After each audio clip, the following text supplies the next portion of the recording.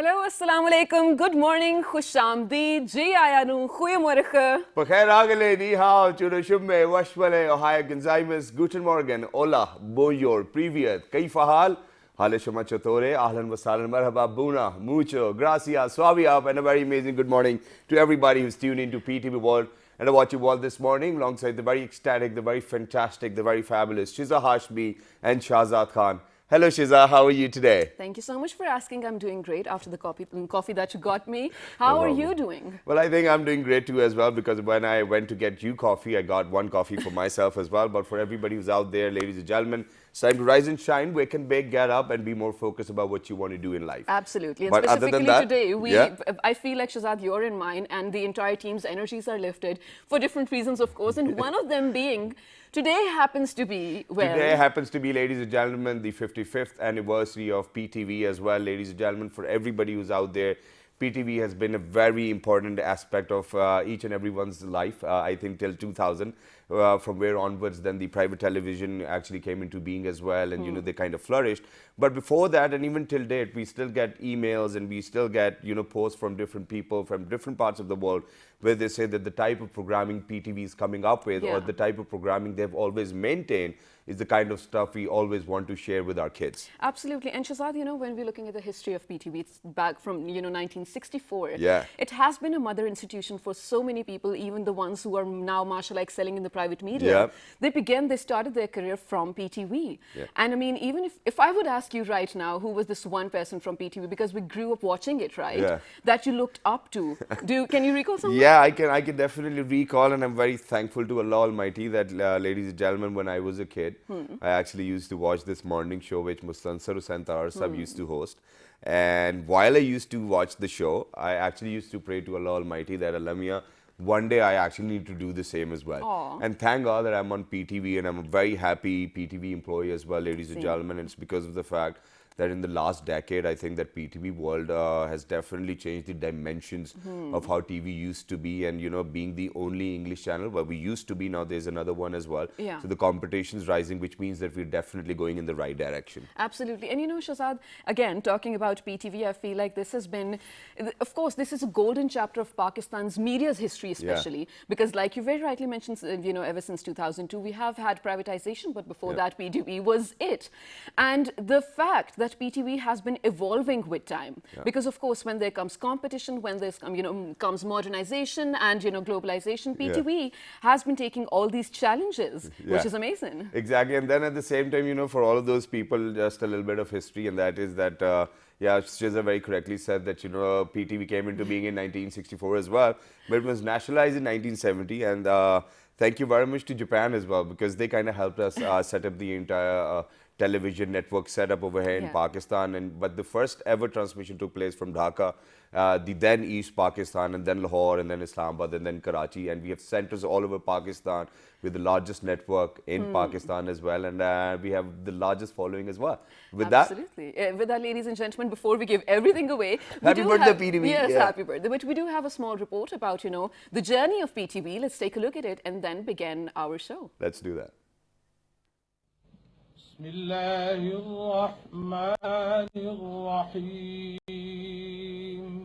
अस्सलाम वालेकुम। ख़वातीन और हज़रात, आज जुमेरात है और नवंबर की 26 तारीख। आज का यादगार दिन पाकिस्तान में टेलीविजन के हवाले से एक तारीख साज दिन है। Pakistan entered the television broadcasting age in 1964 with a pilot television station established at Lahore. This is the venue from which Pakistan's first television broadcast was aired in black and white on the historic date, 26 November 1964. The national broadcaster has flourished since then and today has PTV centers in Islamabad, Lahore, Karachi, Peshawar, Quetta, Muzaffarabad, Azad Jammu and Kashmir and Multan, whereas the PTV headquarters is also located in Islamabad, the federal capital. We salute PTV and all its former and current staff members for their contribution in giving Pakistan a global recognition and Pakistanis a unique identity where their toil and sweat. Whenever the history of TV will be written, the immense contribution of PTV in projecting the image of Pakistan and telecasting highest-class documentaries, dramas and musical programs will be written in golden words. Moreover, the intrinsic role of PTV in bringing all Pakistanis from Khyber to Mehran as one nation is really something to sing about. PTV bouquet consists of following: PTV Home, PTV News, PTV Sports, PTV World, PTV National, AJK TV, PTV Bolan, PTV Global, PTV Parliament. The broader perspective to start electronic media in the country was to inform and educate the people through wholesome entertainment and to inculcate in them a greater awareness of their own history, heritage, current problems and development, as well as knowledge of the world at large.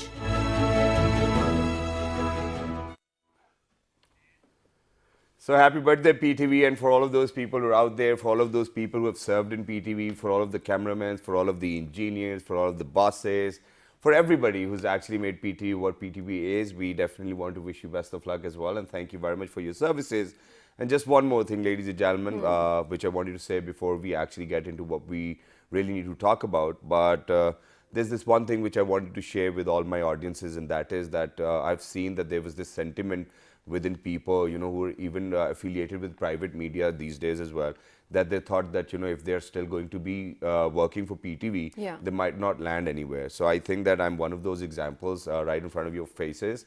And I want to thank Allah Almighty that Allah has actually given me the kind of identity, and it's because of PTV World especially, and then PTV and then my bosses as well, that I've actually made sure that I kind of went deeper into the masses as well, and then I kind of it was great for me. So the journey has always been great. And Alhamdulillah, I've worked for almost all the PTV channels. Well, that's amazing, mashallah. So proud of that.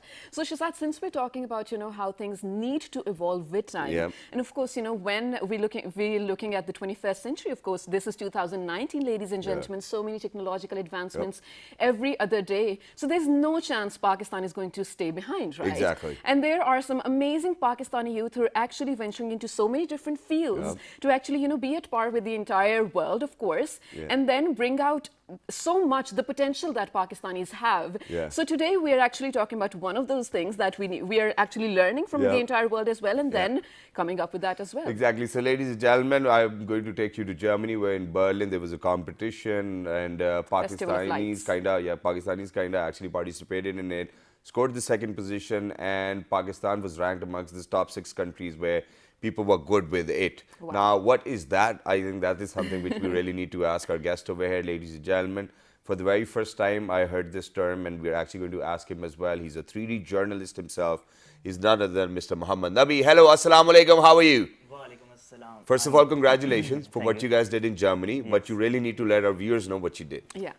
Basically, we are right now falling in the category of technological category of 3D projection mapping, and I am working in a company who are one of the forebearers who started this tradition and basically brought the technology here. And what we did in Germany was that there is a competition. It's a World Championships, Berlin Festival of Lights, and it's happening for almost 15 years. So this is the first time as Pakistanis we participated, and we were selected as the top 6 companies in the world who were told so that they will project on Berlin TV Tower. That's amazing, exactly. mashallah. And then you won as well. Yes. But Nabi, before you move on, I really have to ask you, you know, 3D animator I've heard of, a freelancer in any of those fields I've heard of. What is a 3D journalist? That's different. 3D journalist is basically the person who has like a grip on different types of softwares. Like it's not just one software, like it's Maya, Photoshop, C4D, or it's Maya, or any type of software. He has a grip on more than like 4 to 5 softwares, and he can like create a composition from those 5 softwares and like make something out So what you're trying to convey over here is a little technical, ladies and gentlemen. What I got from what Mr. Muhammad Nabi said was that, you know, so what you do is that you work on different 5 softwares, and then you compare the work, or in fact combine that, and then project it via projectors. And those are 3D projectors as well, ladies and gentlemen. That's great.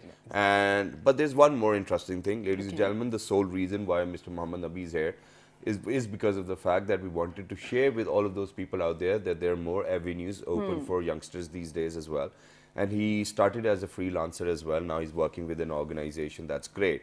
But but the way he started is something which we wanted to share, because back in 2008, he was on his summer vacations and he thought that, hey, you know, I can probably learn something from YouTube, and this is what he came up with. So would you mind sharing your journey? So basically, it was more like my father is a kind of man. He says that you should like use your time productively. Okay. And he never like in all my summer vacation I did some sort of work which would give me benefit in my life. So in those first year summer vacation, he told me that you should try something new. So my neighbor, he was already working in the freelance industry, and he was basically a 3D artist, and he was a 3D artist, and he basically mentored me. And what is this on television screen? I created this basically, this is like a spirit animal. Okay. Usually people have spirit animals of their own, so this was more like a rendition of my own imagination.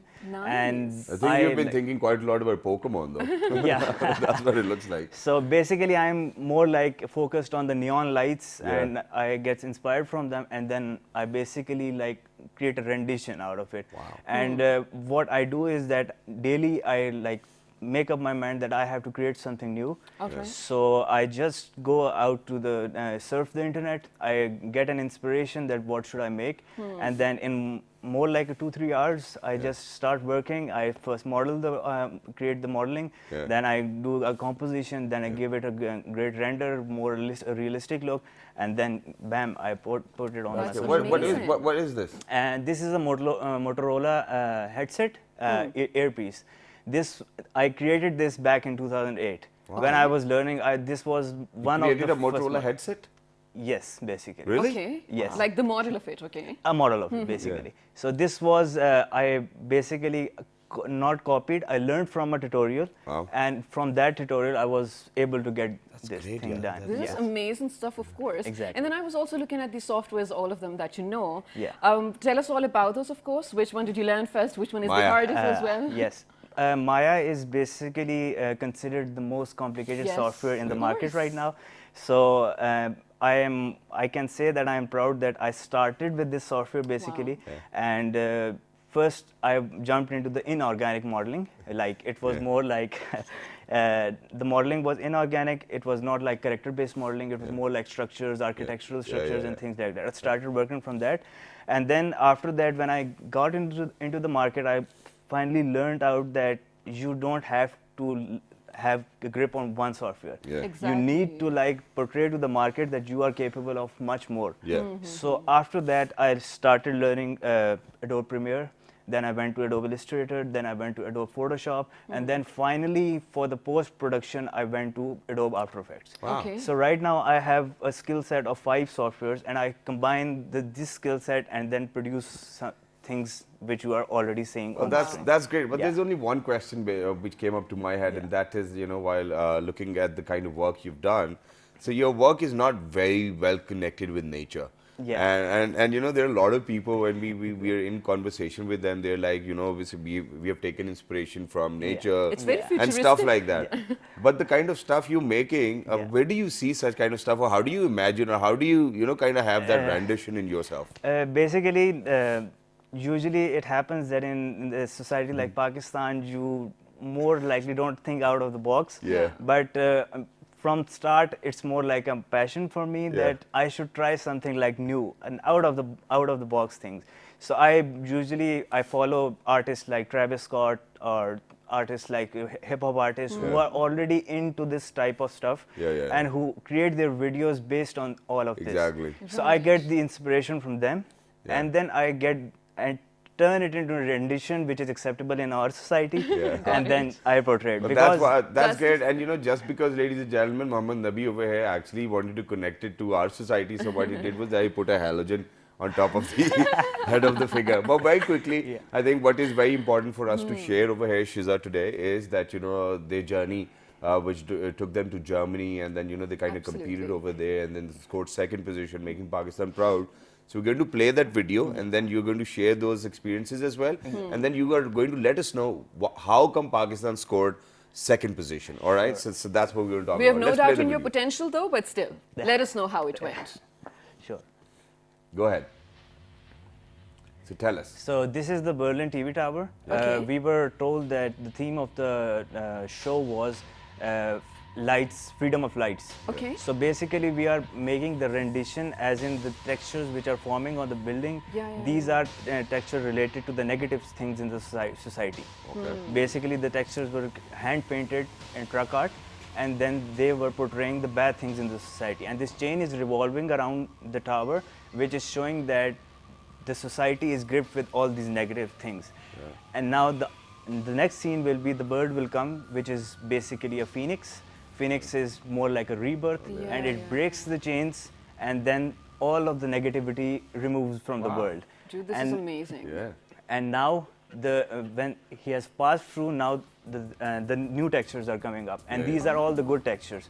So basically it has been a rebirth, and now the whole world is converting into a positive energy basically. Well, that's great, and And it's can fabulous. I just mention that you guys are the rising phoenix that you depicted over here. Yeah. Mashallah, this was some amazing work, of course. And if I were the judge, of course, you would be at the first place, you know that. But how did you conceive this idea? Was it a teamwork? Basically, we first, when this event was basically announced, we started to think, because Lights of Freedom was giving us a vibe that we can like work on it. Yeah. So we, as a team, brainstormed on it, that what should we do basically. So the German ambassador is basically very much inspired by truck art. Okay. So thinking of that, we created, we thought that we should like do something which is related to truck art, and then we should portray it as a freedom, as a thing of freedom. So first we submitted a story, a short story, which told the organizers that what we really want to do. Then we submitted a promo, a preview of 30 seconds to tell them that what is the visualization of what we are thinking right now. Right, absolutely. That after that 30 seconds, because every company in the world basically submitted their previews, 30-second previews, and we were Every then country in the world. Exactly. Wow. Because the whole world competes, and then some of the companies are Get chosen, selected. basically. So we were listed as top 6. Wow. And then we submitted our final content, which was like first draft, second draft, third draft. And then we finally were able to like finalize that. Now this is good enough that we should like portray it. Wow, That's this is great. amazing. And before we move on, just one quick thing, you know, since we're talking about truck art, it is so popular all over the globe because of Pakistan. Even have I feel buses like in we should, UK. Yeah, that's what I'm saying. I feel like we should claim copyrights already, because I was looking at some designers that I'm not going to name from Paris, of course. They're producing truck art stuff in their dresses and shoes, and Chappal. well, no name of Peshawari Pakistan. chappal Of course, as well. it's such a Pakistani thing, right? Exactly. Well, thank you very much, Mohammad Nabi, for being with us. You definitely made us proud, and you made us feel great about your presence over here on our show. And for everybody who's out there, ladies and gentlemen, Mohammad Nabi was one example we wanted to share with you guys, so that you can learn, you can take away something. And yeah, you know, you might not need a professional degree. All you need is dedication. Absolutely. And you can learn anything in this world as well. Thank you very much for being with us. But right now, ladies and gentlemen, we definitely have to go for a short break. But just like Mohammad Nabi said, that there are too many negative elements within the society, and then the phoenix comes in and breaks the shackles and makes sure that there's light of freedom. So I think that this is something which we are going to talk about. We are the phoenix here. And what is that negative sentiment? We will definitely share after a short break. Don't go anywhere. We'll be right back. Stay tuned. Good morning.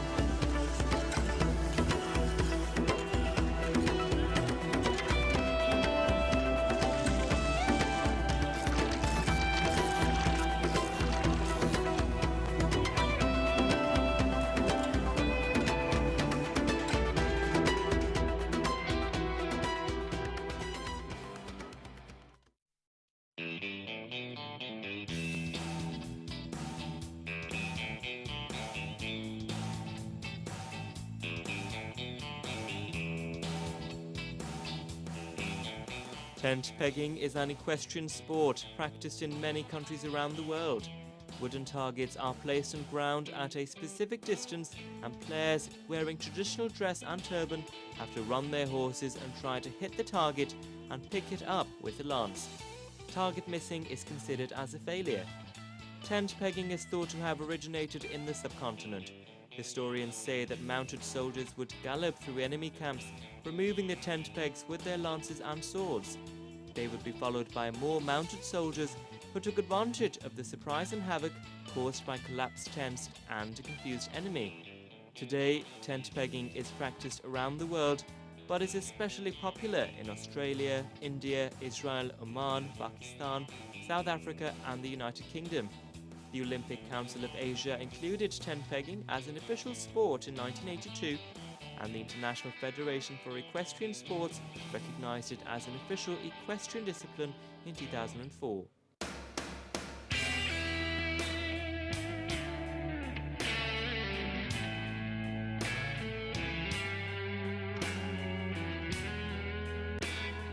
After independence of Pakistan, the game came under clouds because of lack of state patronage, which ultimately diversified to more glitzy, more glamorous games like cricket and hockey. Public interest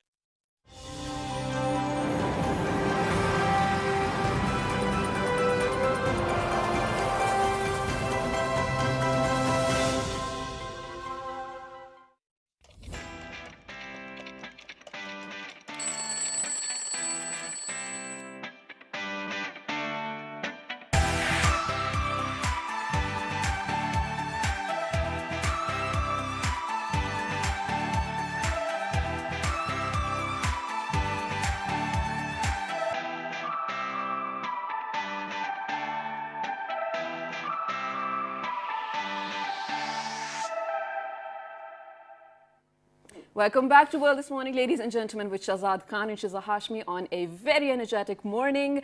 So, Shahzad, this one thing I actually was reading as well and also seeing reports on something that was from across the border, you know, how this was sort of a research project, how the media, the movies and dramas actually inculcated rape culture in the general society. Exactly. Now, if we talk about it in general, and if you read this title, you'll be like, how is that possible? Of course, media does have an impact, but I don't think it can inculcate rape culture. I think it does. I mean, can you recall movies or even dramas from 80s, 90s onwards? Exactly. I think this was one of the elements in all those, products that media was creating. You know, easily men teasing women even on their way to markets as well, just, invading their privacy. Exactly that thing. And then people were okay with it, even going to theaters to watch it with their family and whatnot. And now those kids who, grew up watching that, of course, they have that thing, that element still in their mind, and they think it's okay to do it to women now generally, around them, which is not okay. I'm not okay with it. So this is probably one of the things we're talking about, violence in different forms that women get to face, even men, not specifically women, and the people who perpetrate that kind of violence. Where does that element come from? Okay, so thank you very much, Shiza. That's quite a long question, and I'll definitely take a little time to answer this. Now, imagine that, I cannot definitely give you an example from the 80s, but probably from late 90s, because, that's the time when I can actually recall. But other than that, ladies and gentlemen, whenever we have had shows on drugs, whenever we have had shows on, people where we actually wanted to counsel them about alcoholism and whatnot, I think that this is one of the examples which I've always been sharing, that if you go back in time and if you see those films and TV series, so back in 1990s, alcohol was consumed widely within the films, or probably in Indian dramas, not in Pakistani dramas. Dude, even in Pakistani dramas, still No, do. just to make sure that, that people get the idea of what they're talking about, they have to show the subject. But then other than that, if we come from 2000 onwards till 2010, we have seen that, on the other side, other than alcohol, there were a lot of different drugs, which came into being, and there were films where which actually primarily focused on those drugs as well, and then they showed these drug lords as well. And now recently we have seen that there are people who are actually talking about a lot of different kind of drugs, for God forbid, ice and cocaine and whatnot. And I think that everybody needs to speak about it. But what they're doing is that they're kind of highlighting it. And they're highlighting it in a very glamorous way that people think that if we are going to use it, we're probably going to be some drug lord as well, God forbid. But that's a wrong idea. But I'm going to come down to the question which you've asked, that, do you think that all of that rape scenes which people have seen in the films, does it have an impact? Yes, 100% it's going to have an impact, and it's going to be in the subconsciousness of that child who has actually seen that film, because we do not have any parental control over here. And we see that these are the menaces which are which exist within our own society. And I think that as a Phoenix, what we need to do is we need to talk about it so that we can break all of those shackles. Right, absolutely. Yeah. And Shahzad, ladies and gentlemen, we forgot to mention that we still have Mohammad Nabi over here. He is going to represent the youth of the society, and we're still, of course, talking about what we do. But Nabi, do you feel like the thing that we're talking about, do you feel like there definitely is an impact of the culture that has been portrayed in media, as opposed to what is happening today? I would say is that since the 90s, the music videos, the movies, everything, as you have already told, that it's more like a glamorous type of life, and everybody is considering that it's all party and life is all good and everything else. But the main part is that the media, what media is portraying is, they are portraying it in one way. They are not giving the repercussions what people will face after, in the aftermath. It's not like happily ever after. You have to tell what's after, basically. So you have to consider that it's not like you watch a 3-minute music video and it's all good and everything, but they are not basically telling the society that what you will face after what you will do, things like that. So you're saying that consequences of the things are not shown. Exactly. That's the reason the people are getting more confident in doing those things, because they don't know the repercussions and the consequences. Thank you so much for saying that. And actually, I'll sort of try to explain it with an example as well. Think about any drama or a movie, it can be Pakistani or any other, where you see a man probably teasing a woman with something, throwing something at her, or calling her names, and it's okay in the movie and you enjoy it and laugh. Now imagine the same thing happening to Rano. Yeah. Or Rano. Yeah, anything like that. So imagine the same thing happening to me or any one of the women, Shahzad or Nabi, that if we go to a market. The person who does it, we'll call them cheap, of course. We'll call people against them, and we'll tell them to stop it, and we'll be creeped out. But we're not creeped out by the heroes doing it on screen. But because they're the heroes. Imagine if Shan is doing such a thing, even while being on the streets, I don't think that people are going to mind it. But if there's a person who's actually, who's from a different walk of life, who's going to do it, he might not be doing it in a way. But that's not debatable. I think what we're trying to say over here is that media needs to play a very important role. And very recently, I've seen certain dramas where the dramas definitely have a good storyline for the sake of entertainment. But when we talk about that dramas having a subconscious message for everybody, I think that these days there's this one drama, I do not really recall the name, but since I was sitting with my mother, the drama was on.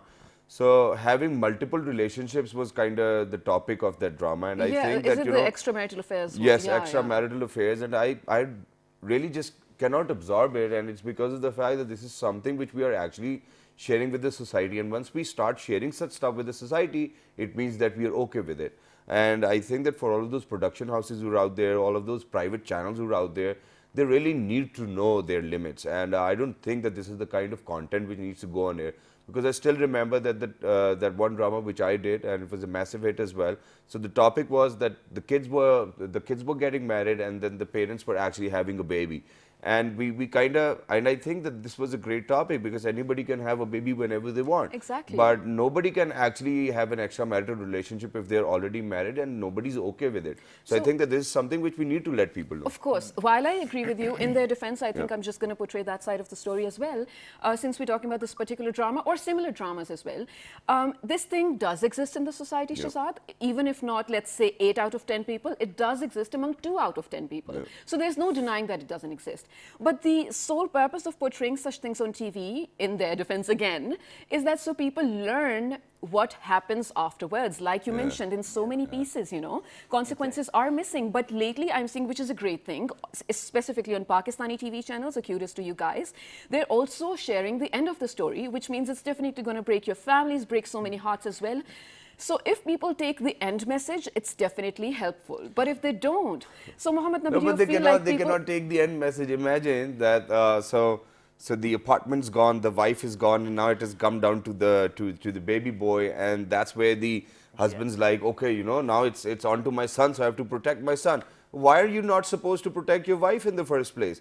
I mean, why did you let her go? I think that's the message which everybody Shazad, you needs to can't understand. stop. I think that's a total different debate. I don't think you can stop someone from going. But Yeah. my question to you is, do you feel like the audience have No, probably you the know, power but or we the... have to wait over here. You know, that's not what I'm saying. You know, you just said that you really, that I'm going in another direction. But imagine that for how many wives who are out there who might not like their husbands, just after watching that drama, they might be like, okay, we need to go back home. Hey, sign the divorce papers. I think that's what we're talking about today. I think, okay, again, this is going to be another debate, but Yeah. if it empowers someone who needs it, Yeah. I'm game. That's great. Yeah, That's so, great. okay, my question to you, coming back again, do you feel like you being an audience or us being an audience, we have the power of or ability to pick and choose the messages that we need to take? What I think is that this is so, the media is creating so mass content, so much content Yeah. that like you go everywhere. You go into Yeah. your phone, you go into any social media platform, Yeah. you watch any channel, you are watching something. Yeah. Like there is no certain time in which you are like thinking from your brain. There Yeah. is some in all of the day you are like receiving messages from different places. Yeah. Right. So what I see is that from, let's suppose we go to the 90s and then we move and we compare it to 2019 and 20. So what we see is that in the 90s, if there was a scene that someone is holding hand with a woman, Yeah. Yeah. and we used to like cover our eyes, that it Exactly. was like morally we were so much strong. Yeah. Exactly. Now we have watched so much of this much content that like in 2019 Desensitized. and 2020 it's like normal. Like Yeah. you go to the extreme lengths. Movies are creating such type of content that now families are watching and they don't feel anything. Yeah. Like Yeah, I that- get it. But And do you that's feel great, like- and I think that's great because earlier people used to take a little bit of pervertness out of that, but now everybody's okay with it, you know. So I don't think that it is going to have the same impact on their brains because people got used to of it. But Yeah, there is a certain like segregation in the society. Like there is a upper class, there is a middle class, and there is a lower class. Yes. So we have to think that the lower class doesn't have that much of temperament to Yes. like contemplate this type of mass content. Yes. So they go to the pervertness basically. Yep. Those Got it. whistling, those not respecting the woman and things like that. We can comprehend that, but they don't. So the content is the same Yeah. for everyone, but the segregation of the society, because of the segregation of society, we are facing these problems like Well said, rapes yeah. and things like that. So we Thank have you to so like much for again mentioning that. And one very important thing that you said was education. You know, the ones that do understand the purpose of the content, or you know, to take it just as an Exactly. entertainment. Those are again the educated ones. And this is this brings us actually towards another factor which normalizes rape culture or violence in any form. Again, that is education. So if we're looking generally at men belonging to rural segments of the society, and then the urban ones, you guys educated ones as well. I don't expect you guys to be violent to your sisters or mothers, of course, or your wife to be, We've and never your been. family as We've well. never been, yeah. Exactly, because you're brought up in that way. And now, if we're looking at the mentality, I'm not justifying anything, ladies and gentlemen, just pointing out the facts, or let's say the factors behind this mentality. So if we're looking at a man belonging to the rural segment who's never received an education, never went to a school, let alone seen a woman, okay? Exactly. He has probably those frustrations in his mind. He has so many Exactly. anger issues in his mind. Why am I not blessed with this? Why don't I have that? And there are definitely going to be ways in which he's going to channel his energy, right? Exactly. So these are, of course, when a frustration is one of the reasons, again, he's going to be violent to his family, which is not justified at all. But I think education can solve a lot of problems. Exactly. Thank you very much for saying that. But towards the end, ladies and gentlemen, I'm just going to ask a very simple question from our guest over here and from my colleague, and that is that since we're talking about how to eliminate violence against women, I think that there's one more question, and it's going to be the last one for today, and that is that we definitely do consider, people hitting their wives or probably shouting on them or abusing them as abuse, right? Yeah. But what about women abusing their men, saying all the bad stuff all day long, and kind of emotionally teasing them. Don't you think that that's violence against men? I say, Shazad, abuse is abuse. Does not matter where it's coming from. There is no gender when it comes to abuse or violence. You will never find me, or I think even you, Shazad, saying or calling out that, you know, this woman is abused or this man is abused. It's about a person and the mentality that's coming from. If a woman is doing it, it's still abuse. Thank you very much for saying that. Thank you very much, Mohammad Nabi, once again for being with us. It was lovely to have you. And for everybody who's out there, ladies and gentlemen, these are our initiatives to make sure that society is a better place to live. The rest actually depends on your shoulders. Absolutely. Please make sure that you take your responsibility. If there's anything you need to write to us, write on our Facebook page with the name of World This Morning. On Twitter. World This Morning without a G. Daily Motion on YouTube. World This Morning, World This Morning. And the repeat you can catch 5 at past 11 p.m. tonight. Till the next time, 1, 2, 3. Good Good morning. morning.